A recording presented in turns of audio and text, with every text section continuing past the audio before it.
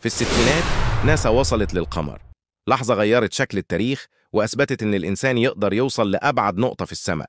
لكن بعد كده محدش رجع. رغم كل التقدم العلمي، السؤال لسه بيتسأل: ليه ناسا ما رجعتش القمر تاني؟ الرحلة للقمر مش سهلة، التكنولوجيا اتطورت، لكن التكلفة فضلت ضخمة. برنامج أبولو كلفه مليارات، وكل رحلة كانت مخاطرة كبيرة. ومع نهاية سباق الفضاء بين أمريكا والاتحاد السوفيتي، الهدف السياسي اتحقق والحماس اختفى. ناسا بدأت تركز على مشاريع تانية زي محطة الفضاء الدولية واستكشاف المريخ.